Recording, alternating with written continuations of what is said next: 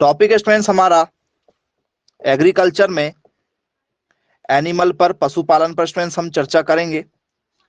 पशुपालन में स्टूडेंट्स हम चर्चा करने वाले हैं आप लोगों से बफेलो पर, भैंस पर हम चर्चा करेंगे। ठीक है, तो भैंस में स्टूडेंट्स हम शुरुआत करने वाले हैं आप लोगों से। ठीक है, कौन सी भैंस? नीली रावी भैंस। पहली बात तो पेपर में पूछा जाता है कि भैया भैंस की निम्न में से कौन सी प्रजाति नहीं है, तो उसमें आपको नाम मिल जाएगा नीली रावी। ये भैंस की एक नस्ल है। क्या आप लोगों को इससे पहले पता था? नीली रावी, ठीक है, बफेलो। चलिए, क्या खास बात है बच्चों नीली रावी बफेलो की? क्या ये नीले रंग की होती है? नीली रावी बफेलो क्या नीली रंग की होगी? इसका नाम ऐसा क्यों रखा गया भैया? नीली रावी क्यों कहा जा रहा है, इसको बताओ।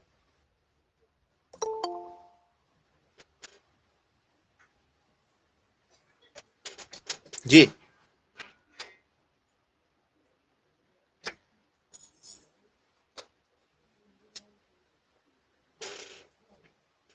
एनीवन? इस भैंस की कुछ भी खास बात जो आप जानते हो जरा बताइए। सबसे पहले तो आपसे ये पूछा जाएगा कि भैया नीली रावी जो भैंस है, ठीक है, ये पाई कहां जाती है? जी, पहली बात आप लोगों से उत्पत्ति, ठीक है, स्थान या उत्पत्ति देश पूछा जाएगा। उत्पत्ति स्थान जिसे हम लोग बोलते हैं ओरिजिन कंट्री या ओरिजिन प्लेस। तो सर ओरिजिन कंट्री में इंडिया में पाई जाती। इंडिया में कौन के लिए मिलती है? चलिए, ऑप्शन है आप लोगों का। क्या ये आप लोगों के एमपी की है? क्या ये आप लोगों के छत्तीसगढ़ की है? क्या आप लोगों के ये हरियाणा की है? या स्टूडेंट्स ये आप लोगों के यूपी की है? बताओ कहां की है?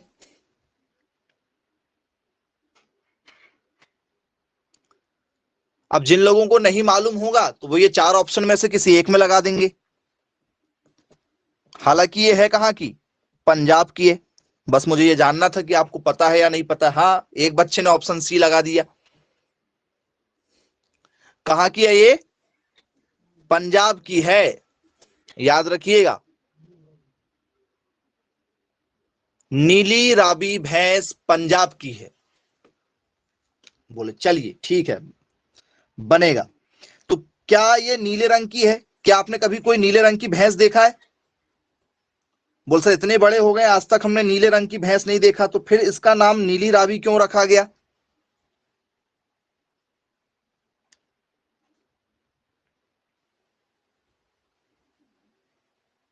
कोई बताएगा?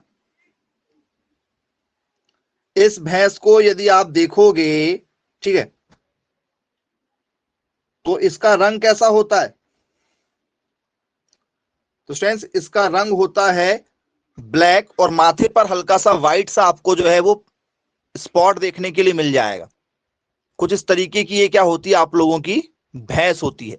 हल्का सा रंग इसका काला ना होकर हल्का सा नीले में भी आपको देखने के लिए मिल सकता है, हल्का फुल्का, ठीक है, नीला सा रंग आपको देखने के लिए मिल सकता है। लेकिन वो नीला नहीं है, वो ब्लैक में ही है, ब्लैक में ही है, लेकिन वो आपको नीला सा नजर आता है हल्का सा।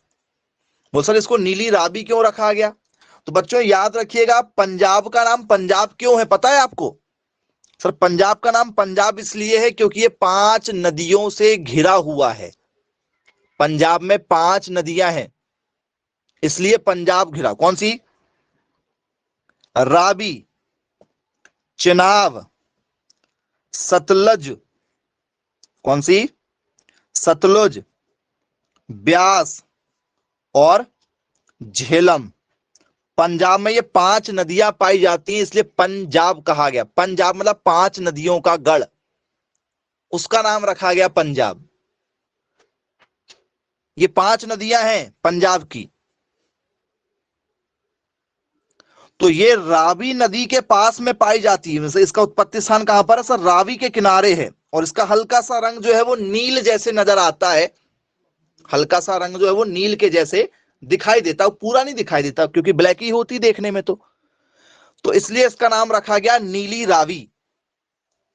तो आई होप समझ में आ गया होगा आप लोगों को आज की पंजाब का नाम पंजाब क्यों, क्योंकि पहचान उसी से होती है, हम नाम उसी के आधार पर रखते हैं।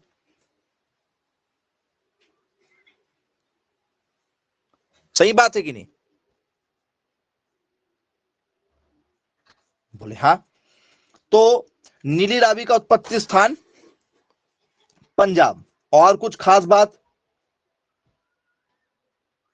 इस भैंस की कुछ और खास बात जो आप जानते हो, बताइए क्या खास है इस भैंस के अंदर? तो बोले सर इस भैंस में, ठीक है, यदि हम चर्चा करें तो ये खास बात ये है कि इसे, ठीक है, चाइना भी पालता है, चीन भी इस भैंस को, ठीक है, हमसे लेकर जाता है, पाकिस्तान, श्रीलंका, फिलीपींस, बांग्लादेश जैसे देश भी इस भैंस को हमारे यहां से लेकर जाते हैं। काफी अच्छी ब्रीड है, मतलब ये फिलीपींस, श्रीलंका, पाकिस्तान, ठीक है, इंडिया में तो होते ही होता है, चाइना, बांग्लादेश, मतलब ये 6-7 देशों में पाली जा रही है। क्यों क्यों पाली जा रही है? पाली जाने का कारण क्या है, क्या खास बात है? तो सर ये सभी क्लाइमेट में अच्छी तरीके से क्या हो जाती है, दूध देती है। सभी क्लाइमेट में ये अच्छी प्रकार से क्या दे देती है, दूध दे देती है। बोले चलिए ठीक है भाई, क्लियर है। अब स्टूडेंट्स, ठीक है, कुछ क्वेश्चन इससे निकलते हैं। क्वेश्चन क्या है कि भैया बताइए, ठीक है, जो हमारी भैंस होती है, ठीक है, इसका गुणसूत्र क्या होगा? नीली रावी जो भैंस है इसका गुणसूत्र क्या होगा? Chromosome number. क्या लिखोगे क्रोमोसोम नंबर में, बताओ?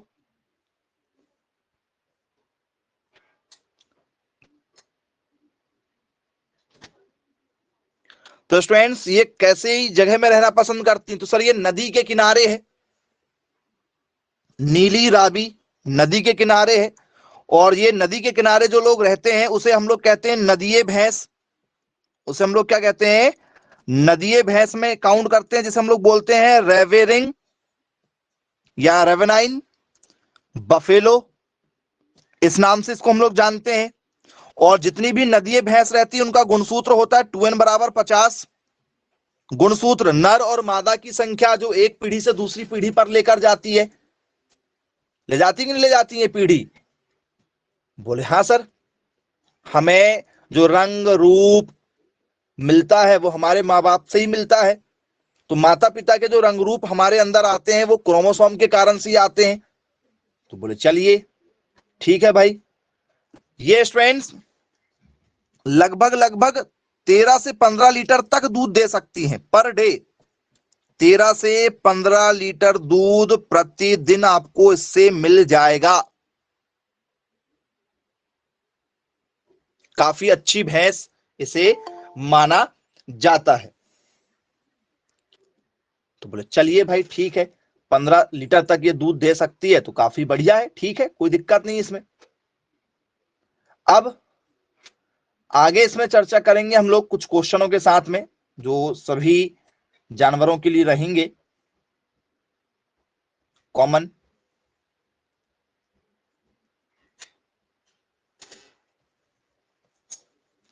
अब मुझे बताइए स्टूडेंट्स, यदि आप लोगों से पेपर में पूछ लिया जाए कि भैया बताइए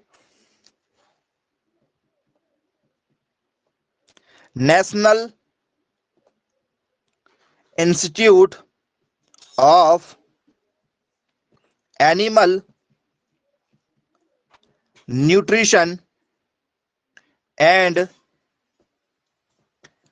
फिजियोलॉजी इज लोकेटेड एट, यदि आपसे पूछ लिया जाए कि भैया जितने भी हमारे, ठीक है, जानवर हैं, यदि इनका जो न्यूट्रिशन है, पोषक तत्व है, यदि हमें वो बना के रखना है आपने देखा होगा ना, सभी जानवरों का एक चार्ट बना हुआ रहता है कि भैया किस जानवर को कितना खिलाना चाहिए, किस जानवर को कितना नहीं देना है, क्या खिलाना है, गाय को क्या खिलाना है, भैंस को क्या खिलाना है, जिससे दूध का प्रोडक्शन जो है वो, ठीक है, बना रहे। बोले हाँ सर। तो इसका कोई इंस्टीट्यूट होगा क्या? इसका फिजियो भी होगा? सर ये फिजियो की जरूरत कहां पड़ रही है बेटा? जानवरों के बारे में आपको सटीक जानकारी होना चाहिए, नहीं तो क्या होता है, जानवर यदि मान चलो कहीं पर क्या हो गया, फिसल गया, गिर गया, पैर वगैरह में फ्रैक्चर आ गया, ठीक है, तो उसकी क्या कोई ट्रेनिंग वगैरह भी होती होगी? उसके क्या डॉक्टर वगैरह भी होते हैं? बोले हाँ सर, इंसानों के फिजियोथेरेपिस्ट होते हैं। आपने देखा होगा फिजियो डॉक्टर नहीं होते क्या? जो बड़े बड़े स्पोर्ट्समैन वाले व्यक्ति होते हैं उनके फिजियोथेरेपिस्ट होते हैं। आप लोगों को भी पैर में मोच आ जाए तो सर, पैर में मोच आ जाती है तो हम लोग गांव के कोई भी जो दादा लोग रहते थे वो मालिश कर देते थे, ठीक हो जाते थे। आज के समय में कोई मालिश नहीं करता, क्योंकि पता चले मालिश करवा लिए और पैर जो है वो आपका क्या हो जाए, और उसमें स्वेलिंग आ जाए और सूजन आ जाए, पता चले आप उसी के खिलाफ केस कर दो। बेचारे ने मालिश भी किया फ्री में और आपने केस भी कर दिया, ठीक है। तो इसलिए आजकल ये मालिश वाला काम बंद हो चुका है। फिजियोथेरेपिस्ट आपको चाहिए, ठीक है, फिजियोथेरेपिस्ट आपको चाहिए। इसके लिए क्या कोर्स होता है सर? इसके लिए कोर्स होता है बीपीटी का, बीपीटी का कोर्स होता है, बैचलर ऑफ फिजियोथेरेपिस्ट।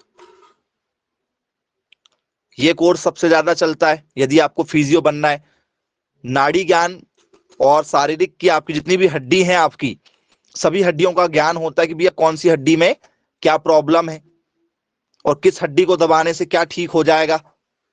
तो कई बार आप लोग ने देखा होगा कि बहुत सारे वीडियो वगैरह बताते हैं कि हाथ की इस उंगली को दबाया करो, ब्लड प्रेशर ठीक रहेगा, इस उंगली को ऐसे घिसा करो, ठीक है, जिससे आपके बाल आ जाएंगे। पता नहीं जमाने का कुछ कुछ बता देते हैं, इस वाली नाड़ी को दबाया करो तो गैस नहीं बनेगी पेट में। तो वैसे जानवरों के भी डॉक्टर होते हैं जिनको फिजियोथेरेपिस्ट कहते हैं, एनिमल डॉक्टर होते हैं। तो इनका भी कोई ट्रेनिंग होता होगा, या जो भी जानवर है उनके ऊपर रिसर्च वगैरह होती होगी, नहीं होती है? बोले हाँ सर बिल्कुल होती। कहाँ होती है बताओ? क्या ये ट्रेनिंग इंस्टीट्यूट जो है ये बेंगलुरु में है, ठीक है, क्या ये कोचीन में है, कोच्चि केरल में? क्या ये स्टूडेंट्स हमारा जो है अविका नगर में है, अविका नगर में? क्या स्टूडेंट्स ये हमारा जो है भोपाल में है? कहां पर है ये ट्रेनिंग इंस्टीट्यूट जहां पर ये ट्रेनिंग दी जाती होगी, जहां पर ये सब कुछ, ठीक है, रिसर्च किया जाता होगा? ये सारे जो आंकड़े हैं, सारे जो डाटा हैं, ये सुरक्षित रखे गए होंगे। भैया शेरों को भी फिजियो की जरूरत पड़ती है, आपने देखा होगा जू में शेर रहते हैं, यदि शेर बीमार हो जाए तो क्या शेर बीमार नहीं होता होगा? वो सर बिल्कुल होता है। हाथी बीमार नहीं होता है? घोड़ा बीमार नहीं होता है? वो सर होते हैं। तो इनकी तो करोड़ों में कीमत है ना, तो इनकी भी देखभाल करना पड़ता है। बोले हाँ सर, जितनी भी जो सेंचुरी चल रही है, जू वगैरह चल रहे हैं, चिड़ियाघर, ठीक है, आपके नेशनल पार्क चल रहे हैं, इनमें अरबों रुपए आता है सालाना, अरबों रुपए सालाना आता है। नेशनल पार्क जितने भी हैं इंडिया में,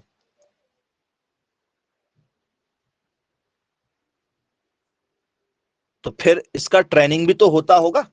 नहीं तो आपको बोल दें जाओ भाई, ठीक है, क्या करो, जंगल में एक शेर जो है वो बीमार हो गया है, लगता है उसके पैर में मोच आ गई है, तो आपने शेर को क्या कर दिया, बेहोश कर दिया। आती ना एक, ठीक है, बंदूक टाइप की रहती है जिसमें वो लोग क्या करते हैं, बेहोशी की दवा मिलाकर लगा देते हैं जानवर को, और जानवर बेहोश हो जाता थोड़ी देर के लिए, उतनी देर में जो है वो शेर का ट्रीटमेंट कर देंगे। किसी भी जानवर का ट्रीटमेंट ऐसे ही करते हैं जंगलों में, देखा होगा आप लोगों ने कई बार। यदि आप, ठीक है, डिस्कवरी चैनल देखते होंगे तो वो डिस्कवरी चैनल में सब ये बताते रहते हैं। तो बोले यस, तो इसका जो सेंटर है ये है बेंगलुरु में, इसकी सारी ट्रेनिंग दी जाती है। कहां है? बेंगलुरु में, याद रखिएगा। पेपर में कई बार यहां से क्वेश्चन पूछा जा चुका है, चाहे वो गाय का हो चाहे वो भैंस का हो, सभी के लिए। ठीक है, कहाँ है? बेंगलोर में है, जिसको शॉर्ट में क्या कहा जाता है? शॉर्ट में कहा जाता है इसको NIANP। यदि ये नाम से दिया जाए तो, फुल फॉर्म में दिया जाए तो क्या होगा? National institute animal nutrition physiology. इसकी स्थापना की गई थी 24 नवंबर को, 24, ठीक है, नवंबर 1995 को इसकी स्थापना की गई थी बेंगलोर में। ठीक है, जानवरों को क्या खाना देना चाहिए, किससे उनकी हेल्थ बनेगी, सभी चीजों को इसमें रखा गया था। बोले चलिए भाई ठीक है, क्लियर है, बनेगा आप लोगों को। अब स्टूडेंट्स, भैंस में यदि आपसे क्वेश्चन पूछ लिया जाए कि भैया बताइए भैंस की, ठीक है, क्या पल्स रेट कितनी है? पल्स रेट मतलब नाड़ी, जैसे आप लोगों की भी नाड़ी चलती है क्या, नाड़ी दर? बोले हाँ सर हमारी नाड़ी चलती है, तो क्या इनकी भी नाड़ी चलती होगी? नाड़ी चलती है क्या इनकी? डॉक्टर लोग आपकी नाड़ी देखकर बताते ना आप बीमार हैं कि ठीक है? बोले हाँ सर डॉक्टर बताते हैं हमें नाड़ी देखकर। तो बताइए स्टूडेंट्स, आपका पल्स रेट क्या है? यदि आपसे पूछ लिया जाए तो क्या लिखेंगे आप पल्स रेट में? जी, आपकी पल्स रेट कितनी है इंसानों की, बता दो पहले तो। इंसानों की पल्स रेट कितनी है बच्चों? तो सर ह्यूमन का जो पल्स रेट है 60 से 100 के आसपास में। ओके, 60 से 100 के आसपास में हमारा क्या होता है? पल्स रेट होता है पर मिनट, पर, ठीक है, मिनट। बोलिए सर बिल्कुल ठीक है, या बीट्स पर मिनट लिखते हैं हम लोग, क्या लिखते हैं? Beats per minute. बोलिए सर, मतलब 60 से 100, ठीक है, प्रति मिनट। बोले हाँ सर बिल्कुल सही बात है, ये होता है जिसे हम लोग बीपीएम लिखते हैं, BPM, beats per minute. Beats मतलब जो धड़कन होती है, वो जो धड़कती है उसे हम लोग बीट्स पर मिनट कहते हैं। बोले हाँ सर बिल्कुल सही बात है, इतना होता है। चलिए, तो ये नाड़ी है किसकी? इंसानों की। इंसानों की, इंसानों की लिखवाए हैं अभी ये। मैं पूछ रहा हूं बफेलो की, बताओ बफेलो की कितनी होगी? बफेलो की कितनी होती होगी नाड़ी? ये तो इंसान की लिखवाए हैं सर। बफेलो की कम होती है, कितना? 40 से 60 बीट्स पर मिनट भैंस की नाड़ी है ये। भैंस 1 मिनट में कितनी बार उसकी जो नाड़ी चलती है? तो सर उसकी जो नाड़ी चलती है वो चलती है 40 से 60 बार। गाय की कितनी होगी? यदि गाय की निकालेंगे तो सर गाय की भी लगभग यही होती है। गाय हो चाहे भैंस हो, 40 से 60 बीट्स पर मिनट ही होती है। बोले चलिए भाई ठीक है, क्लियर है, बन जाएगा। अब इसके बाद में स्टूडेंट्स, ठीक है, पेपर में पूछा जाता है,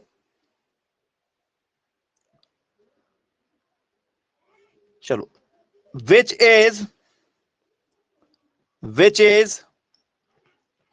known as the which is known as the cattle plague. जी, कैटल प्लेग स्टूडेंट्स क्या चीज होती, कोई बताएगा मुझे? इसको किस नाम से जाना जाता है बताओ, कोई भी जानता हो तो। आप क्या इसके बारे में कुछ जानते हैं? क्या है कैटल प्लेग? कहीं ना कहीं आपने जरूर पढ़ा हुआ होगा। चलो, बहुत ही बढ़िया क्वेश्चन बनता है ये। कैटल प्लेग के नाम से किसे जाना जाता है? किसे जाना जाता है या ये क्या कहलाता है? तो क्या बच्चों ये आप लोगों का, ठीक है, मैस्टिटिस कहलाता है। मैस्टिटिस है ये आप लोगों का। क्या स्टूडेंट्स ये आप लोगों का फुट एंड, ठीक है, माउथ डिसीज होगा। ठीक है, मतलब खुरपका व मुंह पका रोग होगा। क्या बच्चों ये आप लोगों का रिंडर पेस्ट होगा। Rinder paste. क्या ये स्टूडेंट्स आप लोगों का एंथ्रेक्स होगा? क्या होना चाहिए बताओ? इन चार ऑप्शन में से किसके साथ जाना चाहोगे आप?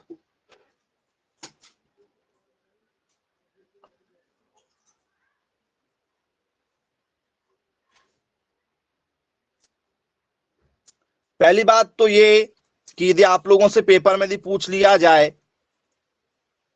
ठीक है,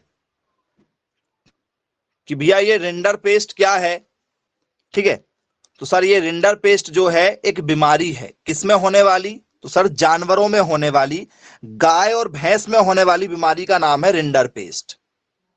किसी भी गाय और भैंस में होने वाली बीमारी का नाम क्या है? रिंडर पेस्ट नाम है। ठीक है, इसे क्या कहा जाता है? कैटल प्लेग के नाम से भी जाना जाता है। क्या होता है बच्चों इस बीमारी में?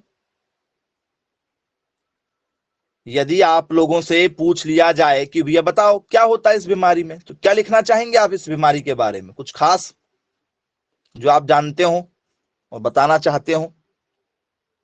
क्या है रिंडर पेस्ट? क्या होता है इस बीमारी में भैंस को? क्या भैंस, ठीक है, को चेहरे में जो है स्वेलिंग आ जाती है? क्या है रिंडर पेस्ट?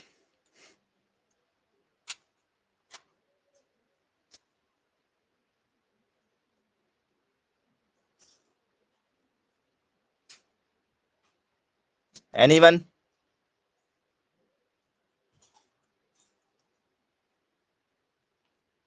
डायरिया है? ओहो, रिंडर पेस्ट एक पशु महामारी है। रिंडर पेस्ट क्या है? एक पशु महामारी है। ठीक है, जो किस कारण से लगती है? जो लगती है वायरस के कारण से। किस कारण से लगती है? वायरस के कारण से लगती है। बोले चलिए भाई ठीक है, क्लियर है। क्या होता है बच्चों इस बीमारी में? यदि मान के चलो किसी जानवर को रिंडर पेस्ट हो जाए तो क्या होगा उसे? तो सर उसको डायरिया हो जाएगा। आप इसमें डायरिया शब्द का यूज कर रहे हैं, जो कि बिल्कुल सही शब्द है, कोई दिक्कत नहीं है। क्या है बच्चों डायरिया, जरा बताओ?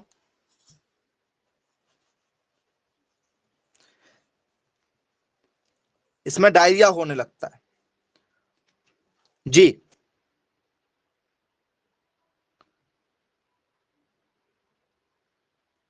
बताओ क्या है? इसी को हम लोग, ठीक है, जो रिंडर पेस्ट आपको नाम लिखवाया गया है, इसी को हमने आपको पशु महामारी भी बता दिया है। ठीक है,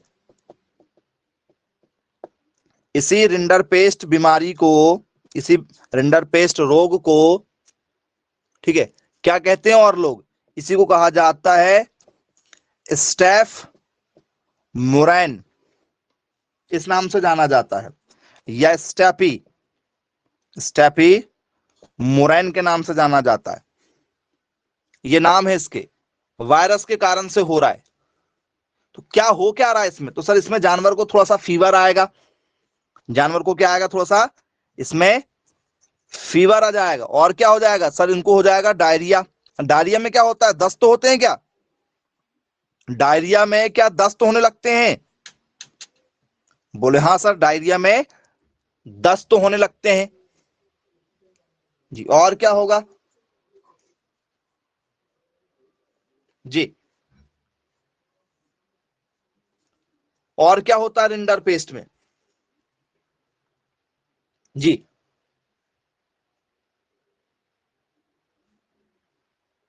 पशु प्लेग के नाम से जानते हैं, दस्त होने लगते हैं। तो सर इसमें ठीक है, मसूड़ों के नीचे छाले बनने लगते हैं। आपने देखा है जिन लोगों को भी डाइजेशन प्रॉब्लम रहती है उन्हें छाले जरूर होते हैं, हाँ या ना? साफ साफ बताना।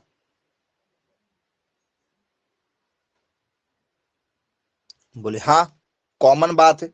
यदि आपको खाना डाइजेशन नहीं हो रहा है तो आपको छाले होना चालू हो जाएंगे। तो सर कैसे छाले होते हैं जानवरों को?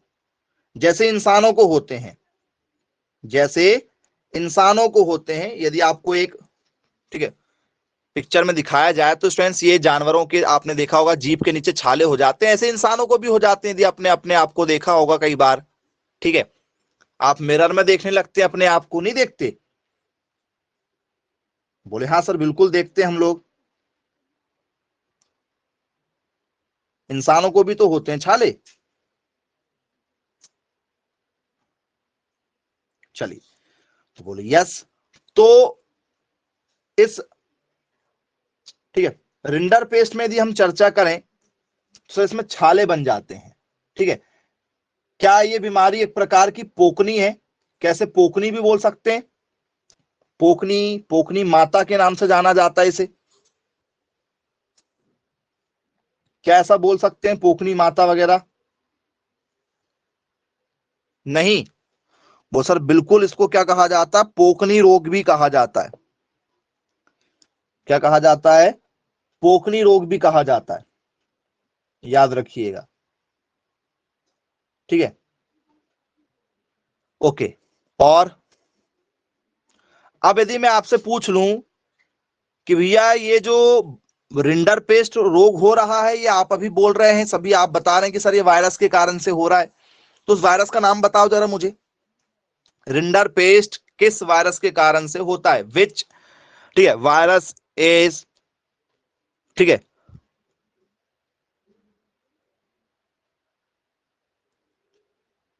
जी,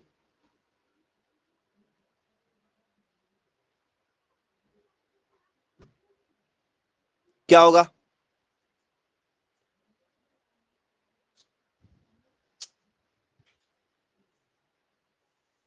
रिंडर पेस्ट का जो वायरस है वो कौन सा है? पेपर में आता है question, rinder paste disease is caused by, इस तरीके से क्वेश्चन बन जाता है। तो क्या लिखेंगे आप?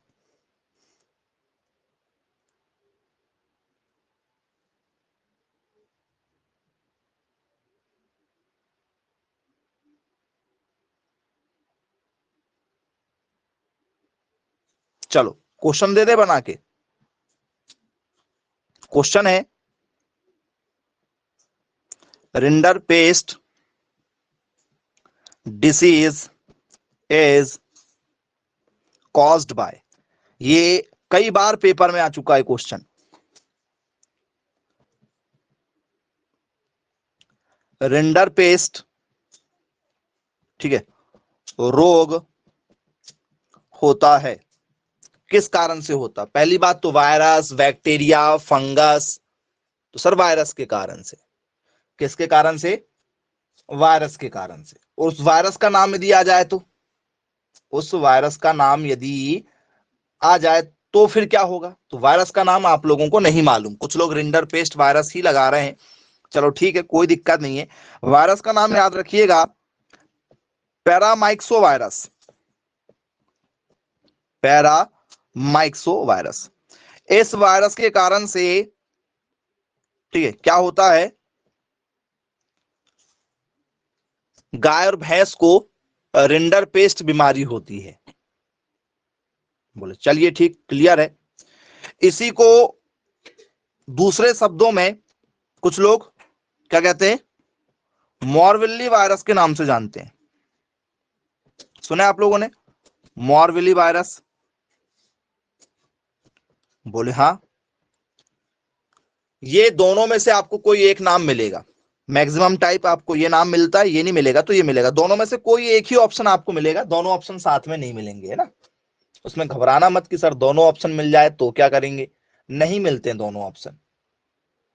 चलिए अब बच्चों इसके बाद में ठीक है, आगे यदि आपसे चर्चा करें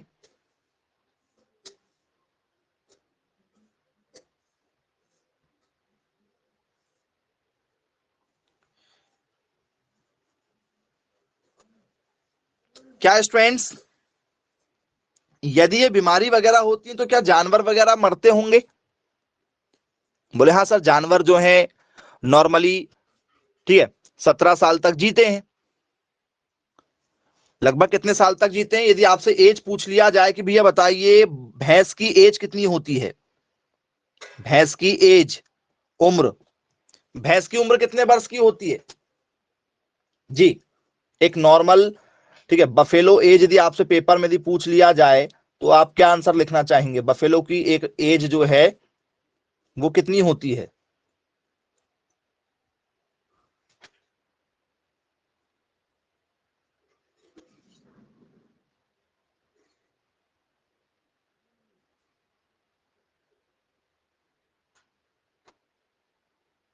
पंद्रह अठारह। ओके, बोले यस, बिल्कुल सही।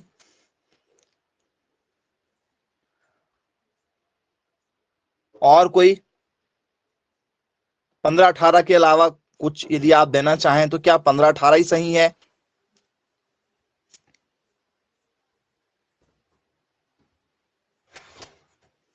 जी तो हाँ 15 मैक्सिमम हुआ तो 18, ये इसकी क्या है एक एज है। और यही एज किसकी है सर, भैंस की भी है, लगभग यही एज होती है गाय भैंस की। बोले यस, बिल्कुल सही बात है। तो क्या बच्चों हमारे इंडिया में इनकी जनगणना वगैरह भी की जाती होगी, जैसे इंसानों की जनगणना होती है तो क्या इनकी भी जनगणना वगैरह होती होगी, जिससे पता चलता होगा कि इंडिया में कितने जानवर अभी हैं कितने जानवर नहीं हैं।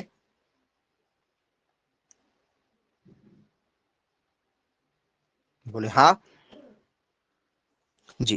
तो क्वेश्चन बनता है इससे, भारत में प्रत्येक ठीक है डैश वर्ष में, भारत में प्रत्येक कितने वर्ष भी पूछ लिया जाता है, कितने या डैश वर्ष में, कितने वर्ष में पशु जनगणना, पशु जनगणना कराई जाती है। भारत में प्रत्येक कितने वर्ष में पशु जनगणना कराई जाती है। Live stock census is conducted in India in every dash years। कितने वर्षों में कराई जाती है जी, हर 10 साल में कराते हैं, 10 साल में, 1 साल में कराते हैं, हर साल होती है।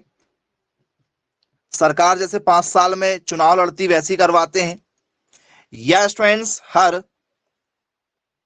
21 साल में करवाते हैं। बताओ सर, जो जनगणना है ठीक है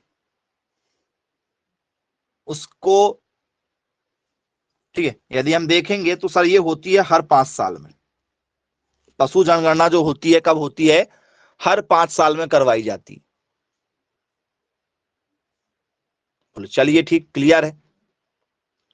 ये बताइए लास्ट कब कराई गई थी, लास्ट कब कराई गई थी।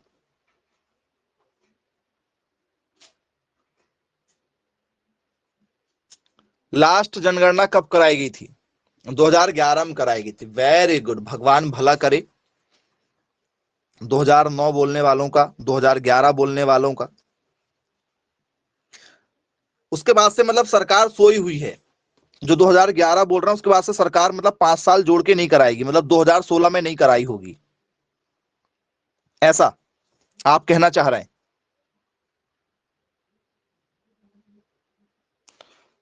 2011 क्यों होगा भाई? लास्ट कराई गई थी 2019 में, 2019 में कराई गई थी लास्ट। ठीक है, अब इस वर्ष होगी क्योंकि बीच में कोरोना आ गया था, कोरोना के कारण से लगभग 2 साल तक तो अभी ये सारे काम अभी पेंडिंग ही चल रहे थे। तो बोले यस, तो अब कराएंगे उनको, इस वर्ष हो जाएगी। ठीक है, चलिए अब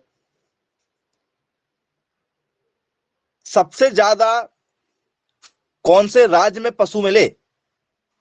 ये 2019 का जो डाटा है जनगणना का, पशु जनगणना का, सबसे ज्यादा पशुधन वाला राज्य कौन सा है?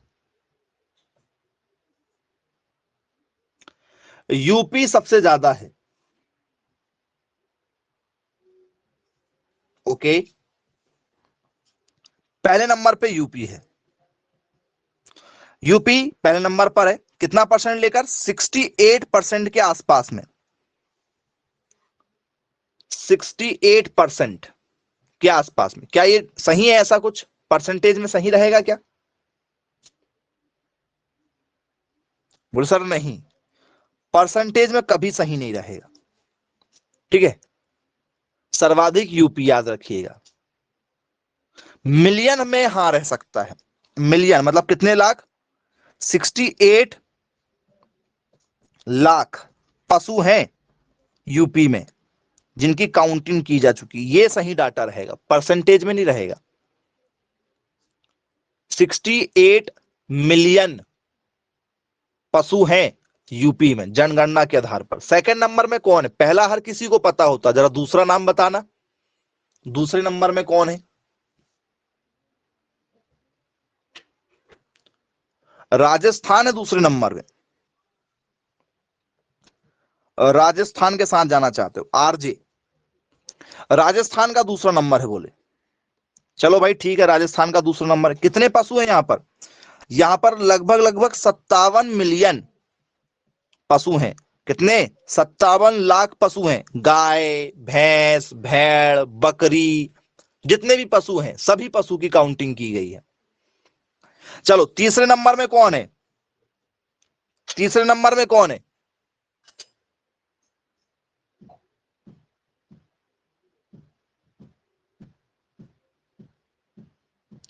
पशुधन में तीसरे नंबर पर कौन है? या पेपर में पूछ लिया जाए कि भैया बताइए। ठीक है, वेस्ट बंगाल का पशुधन में कौन सा नंबर है? जी, महाराष्ट्र का कौन सा नंबर है? तेलंगाना का कौन सा नंबर है? छत्तीसगढ़ का कौन सा नंबर है? तो सर देखिए, पेपर में हमेशा पूछे जाते हैं टॉप 3, हमेशा जो डाटा रहते हैं ऐसे ये टॉप 3 पूछे जाते हैं। थर्ड नंबर पे है मध्य प्रदेश, तीसरे नंबर में कौन है? मध्य प्रदेश। और टॉप 10 में भी नाम नहीं है छत्तीसगढ़ का, छत्तीसगढ़ का नाम टॉप 10 में भी नहीं है। चौथे नंबर में फिर पश्चिम बंगाल है, पांचवें में बिहार है, पांचवें में फिर बिहार है, छठवें में आंध्र प्रदेश है, फिर सातवें में महाराष्ट्र है। ठीक है, तो एमपी है, एमपी में कितने पशुधन है लगभग? ठीक है, तो लगभग 40 मिलियन के आसपास। कितने? 40 लाख के आसपास में पशु हैं इंडिया में, बाकी का नंबर बहुत कम कम है। फिर बोले चलिए ठीक है, क्लियर है, बन जाएगा क्या? किसी प्रकार की दिक्कत तो नहीं जाएगी? देखो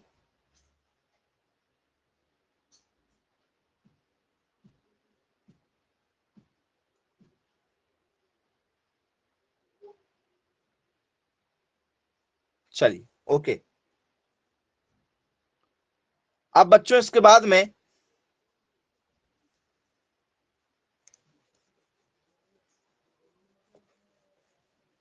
अगला क्वेश्चन आप लोगों से, ठीक है, पेपर में पूछ लिया जाए, the place of origin of नीली रावी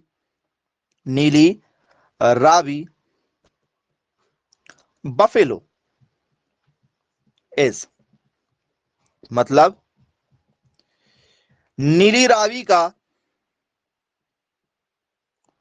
उत्पत्ति स्थान है, नीली रावी का उत्पत्ति स्थान है। क्या होगा आपको बताना है। क्या इसका उत्पत्ति स्थान हरियाणा होगा, क्या पाकिस्तान होगा, क्या गुजरात होगा, या उत्तर प्रदेश होगा? किस आंसर के साथ जाना चाहोगे बताओ?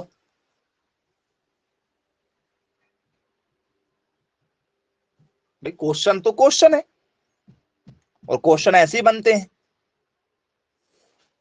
ठीक है। जो पढ़ के जाओगे वो कई बार काम में नहीं आएगा, लेकिन पढ़े हुए वाले से ही आंसर आएगा, बिना पढ़े हुए वाले से आंसर आएगा ही नहीं। ऑप्शन नंबर बी के साथ जाना चाह रहे हो? चलिए अच्छी बात है भाई। यदि आप ऑप्शन नंबर बी देना चाह रहे हैं, ठीक है, तो भाई पाकिस्तान तो मैंने लिखवाया ही नहीं, फिर पाकिस्तान देने के पीछे क्यों पड़े हैं आप लोग? पाकिस्तान क्यों? तो बोले सर देखिए, पाकिस्तान इसलिए आंसर दिया जा रहा है, ठीक है, कि सर जो पंजाब की आप चर्चा कर रहे हैं ना, ये पंजाब हमारे पास में भी है और पंजाब पाकिस्तान के पास में भी है। पंजाब जो राज्य है, जो शहर है हमारा, इसी नाम से एक शहर पाकिस्तान के पास में भी है, क्योंकि हमारे यहाँ की जो नदियां बहकर जाती हैं वो पंजाब भी जाती हैं। यही नीली रावी, सतलज, झेलम, चेनाब, ब्यास, सारी नदियां जो है पाकिस्तान, ठीक है, होते हुए जाती हैं। तो आपने देखा होगा पंजाब का यदि नक्शा देखा, इंडिया का नक्शा देखा, तो पंजाब से लगा लगा हुआ है पाकिस्तान, हाँ या ना? बोले हाँ सर। इसलिए कई बार ऑप्शन में पंजाब नहीं मिलता। अब कुछ बच्चे रट के जाएंगे पंजाब पंजाब पंजाब, ऑप्शन में मिल जाएगा पाकिस्तान, फिर दिक्कत में पड़ जाओगे, ठीक है। क्लियर है? बोले हाँ सर बिल्कुल क्लियर है, अब दिक्कत बिल्कुल भी नहीं होगी। आइए आगे चर्चा करते हैं, नेक्स्ट पॉइंट पर चर्चा करेंगे।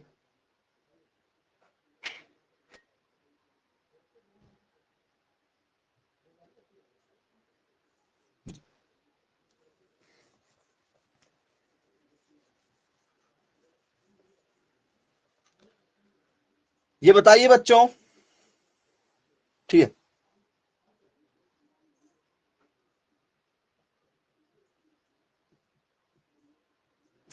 जाफराबादी क्या है? सर जाफराबादी है भैंस। यदि आपसे पेपर में पूछ लिया जाए कि भैया जाफराबादी क्या है, सर जाफराबादी है भैंस। क्या ये बात सही है कि जाफराबादी नाम की जो है वो भैंस होती है? बोले हाँ, जाफराबादी नाम की क्या होती है? भैंस होती है। तो क्या खास बात है स्टूडेंट जाफराबादी बफेलो की, जरा कुछ बताइए, क्यों फेमस है ये?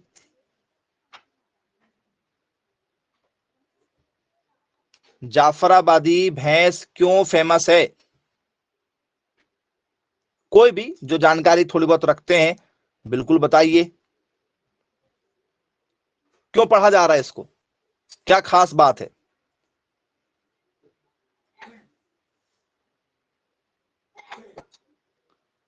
एनीवन? तो कुछ लोग कहते हैं कि सर इसका वजन बहुत ज्यादा होता है, क्या ये बात सही है?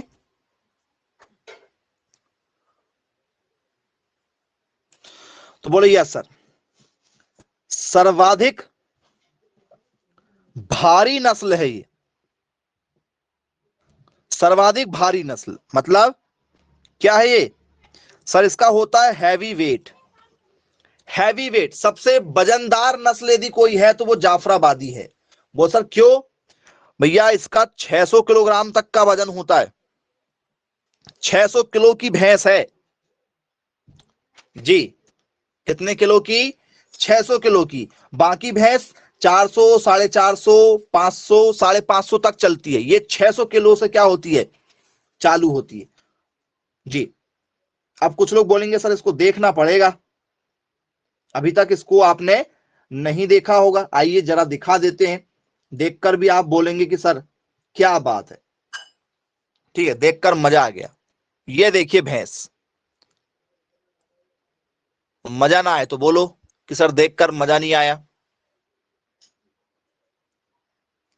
लग रही वास्तव में भैंस जैसे?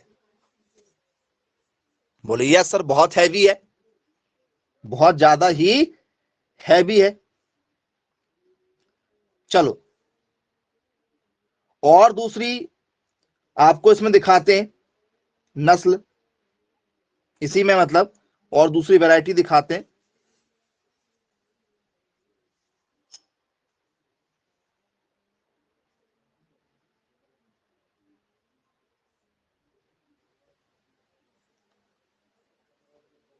ये देखिए, ये दूसरी और पिक्चर के साथ। क्या वास्तव में ये हैवी नजर आ रही? देखकर ही इसका शरीर देखकर लग रहा है कि वास्तव में ये थोड़ी सी वजनदार है? बोले यस सर। भैंस की सर्वाधिक भारी नस्ल कौन सी है? Which is the heaviest weight variety, ठीक है, ऑफ बफेलो। सबसे ज्यादा हैवी वेट की जो वैरायटी है वो कौन सी है? तो सर यही वैरायटी है जिसका नाम है जाफराबादी। क्या नाम है? जाफराबादी बफेलो। बन जाएगा क्या? बोले हाँ सर बिल्कुल बनेगा। जाफराबादी सबसे ज्यादा वजन के कारण से फेमस है। और कितना वजन वो भी आपको बता दिए हमने, लगभग 600 किलोग्राम के आसपास में। दूध तो वही 10-12 केजी के आसपास में दूध होता है। 10 से 12 केजी ही क्या करती है? केजी। वो सर केजी क्यों लिखवा दिए? ठीक है, तो भैया केजी लिखना तो केजी लिखो, लीटर लिखना तो लीटर लिखो, एक ही बात है। किलोग्राम में भी दूध, ठीक है, जाता है मार्केट में बिकने के लिए। ठीक है, केले दर्जन में भी बिकते हैं, केले किलोग्राम में भी बिकते हैं, कपड़े मीटर से भी बिकते हैं, कपड़े किलोग्राम से भी बिकते हैं। जितने जो व्यापारी लोग रहते हैं ना, ये कपड़े हम लोग जो कितने के कपड़े लाए? बोले मैंने 2000 के लेकर आया, मैंने 1500 की साड़ी लेकर आया। ये किलो से मिलती है कंपनी में। ये साड़ियां कैसे मिलती है? किलो से। अच्छी साड़ी रहेंगी तो 2000 रुपए किलो, 1000 रुपए किलो, 100 रुपए किलो। आप जो कॉपी खरीदते हो ना, कॉपी, ठीक है, नोटबुक आपकी, ये भी किलो से मिलती हैं। जो होलसेल व्यापारी हैं उनके टच में यदि आप रहोगे तो आपको पता चलेगा, सब चीजें किलो से मिलती हैं। ठीक है, चलिए अब इसके बाद में आपसे पेपर में पूछ लिया जाए कि भैया बताइए, ठीक है, इसकी हॉर्न कैसी होती, सींग, क्या इसकी सींग तलवार के जैसे है? बोल सर नहीं, इसकी सींग मुड़ी हुई है। आपने सींग देखा था? सींग मुड़ी हुई थी, इसकी सींग कुछ ऐसी थी मुड़ी हुई सींग। बोले हाँ सर। क्या होती है? कर्व होती हैं और नीचे की ओर होती हैं, डाउनवर्ड। डाउनवर्ड मतलब मुड़ी हुई, और कहा? नीचे की ओर, नीचे की ओर झुकी होती। मैंने आपको भी दिखाया था। ठीक है, कैसी होती है? मुड़ी हुई होती है। और कैसी होती है? नीचे की ओर होती है। सर हम भूल गए, हमने तो सर भैंस को ही देखा सर, हमने सींग को तो देखा ही नहीं। तो जरा देखो सींग को, सींग मुड़ी हुई है और नीचे की ओर झुकी हुई है, देख लो। बोले हाँ जी सर बिल्कुल सही बात, नीचे की ओर झुकी है और मुड़ी हुई है। तो ये सब पेपर में पूछे जाते हैं बेटा। चलिए अब आपसे पेपर में पूछा जाता है कि भैया बताइए इनका लैक्टेशन कितना रहता है? किसी भी भैंस का लैक्टेशन, लैक्टेशन मतलब होता है दुग्ध काल समय, दुग्ध काल मतलब एक बार यदि इनने बछड़ा को जन्म दिया तो कितने दिनों तक दूध दे सकती है ये।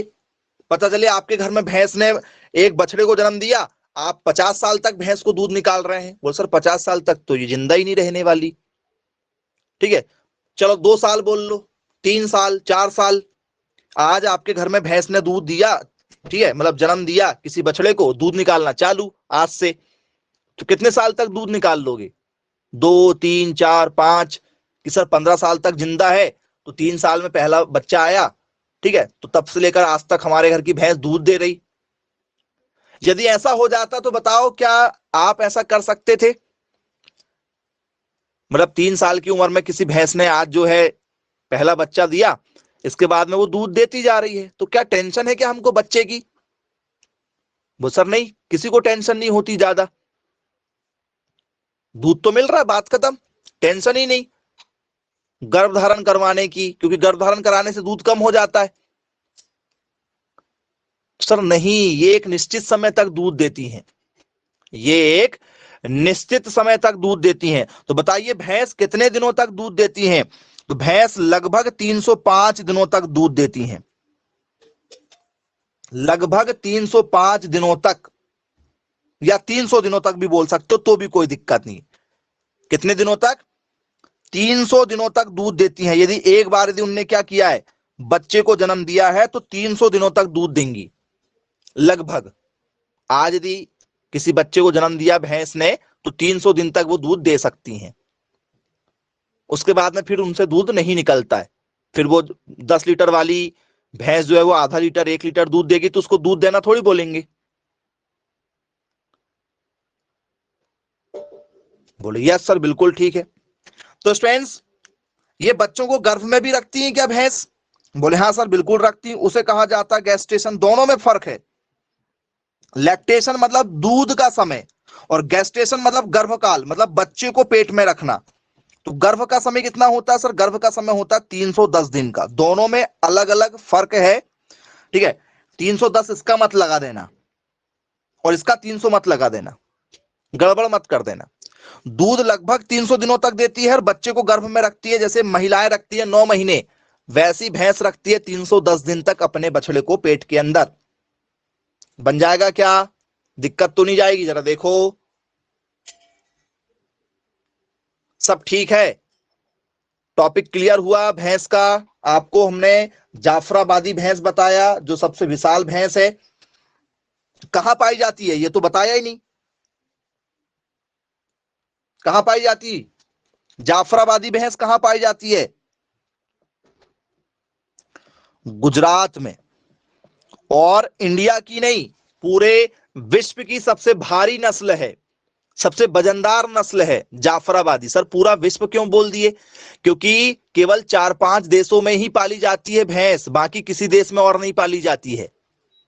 भैंस अपने आसपास के देशों में पाली जाती, बाकी किसी भी देश में भैंस नहीं पाली जाती है, क्योंकि भैंस का दूध अच्छा नहीं माना जाता है, इसलिए सभी लोग गाय का दूध पीना पसंद करते हैं।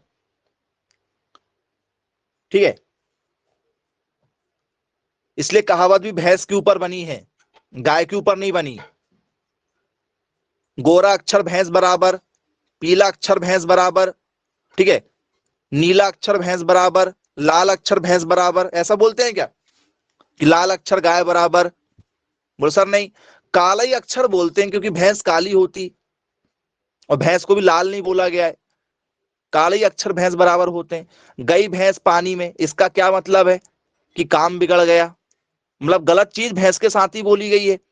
तो भैंस का दूध उतना अच्छा नहीं माना जाता है, क्योंकि इसमें बसा ज्यादा पाया जाता है, बसा फैट पाया जाता है जो डाइजेशन नहीं हो पाता है। इसलिए छोटे बच्चों को कभी दूध पीने के लिए भैंस का नहीं देते हैं, गाय का ही दूध पिलाते हैं, क्योंकि जो गाय के दूध में जो पोषक तत्व जो गुण पाए जाते हैं वो सेम पाए जाते हैं महिलाओं के दूध में भी।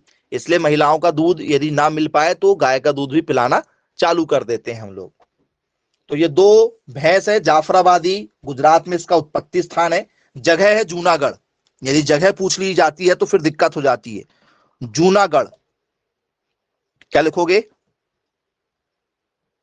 जी? जूनागढ़, ये जगह का नाम है, यदि जगह पूछ ली जाए तो याद रखिएगा भैया जूनागढ़। और बसा बसा पाया जाता है लगभग 7% के आसपास में, 6 से 7, 6.5 से 7% सभी भैंस में एवरेज पाया जाता है, एवरेज बसा पाया जाता है। ये मिनिमम बसा है कि भैंस के अंदर पाया जाता है। गाय में तो बहुत कम, 3.5-4% के आसपास में ही बसा होता है। गाय के दूध में काफी कम बसा पाया जाता है ना। बसा यदि कम होगा तो आसानी से पच जाएगा, बसा ज्यादा होगा तो पच नहीं पाएगा। जैसे घी में ज्यादा फैट पाया जाता है, घी कहाँ पचता है? घी खा के देखो 3-4 चम्मच, उसके बाद में पेट बैठ, ठीक है, आप पेट में आपका प्रॉब्लम स्टार्ट होना चालू हो जाएगा। तो डाइजेशन, गाय का दूध अच्छा होता है इसलिए गाय का दूध अच्छा माना जाता है। भैंस का दूध गाढ़ा जो होता है इसलिए इसको उतना अच्छा नहीं माना जाता है। चलिए, क्लियर हो गया होगा, किसी प्रकार की कोई दिक्कत नहीं जाएगी। ओके, नीली रावी कहां पाई जाती है? पंजाब में या पाकिस्तान? ठीक है, ये आपसे पूछा जाता है और भैंस के बहुत सारे क्वेश्चन हमने अटेंड किए हैं। टॉपिक क्लियर होगा। किसी के मन में कोई डाउट है, कुछ पूछना चाहते हैं तो बिल्कुल स्वागत है आप लोगों का। यदि आप इस टॉपिक से रिलेटेड कुछ पूछना चाहें, नीली रावी से, जाफराबादी से रिलेटेड, तो नहीं पूछना है, बन जाएगा। ओके, चलिए ठीक है, फिर आज की क्लास को यहीं समाप्त करते हैं। फिर बाय बाय, टेक केयर।